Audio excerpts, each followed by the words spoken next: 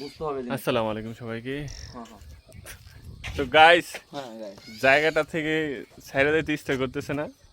তারপর যেতে হচ্ছে। যেতে হচ্ছে জীবিকার তাগিদে, যেহেতু এখানকে কেউ স্থায়ী না, অস্থায়ী। তো এখানে আসতে চাইলে অবশ্যই এখন আসতে পারেন, হয়তো বা 1 সপ্তাহ 2 সপ্তাহ পরে আসতে পারেন।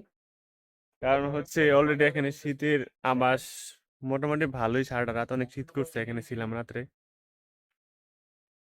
তো আসবেন, সকালে ঘুমায় থাকলে এই ভিডিওটা দেখতে পারবেন না। এখানে উঠতে হবে ভোর 5টায়।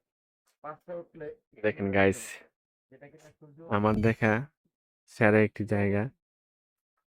এই পাশে আমার কাকা পাটি আছে, ওরা ভিডিও নিয়ে ব্যস্ত।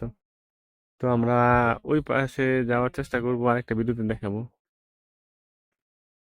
তো জায়গাটা কেমন লাগলো অবশ্যই কমেন্ট করে জানাবেন। আর নীলগিরিতে যারা ঘুরতে আসবেন অবশ্যই এখন শীতের জামা কাপড় নিয়ে আসেন, প্রচুর শীত গাইস। তো যাই হোক, আমার বাড়ির পাশে বাড়ি বলতে ব্রাহ্মণবাড়ি আর কি, আমার বাড়ি নরসিংদী, তা সবাই জানেন।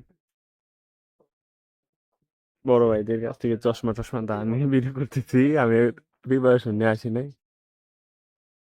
তো ভালো থাকবেন সবাই, সুস্থ থাকবেন। ভিডিওটা এ পর্যন্তই, আল্লাহ হাফিজ।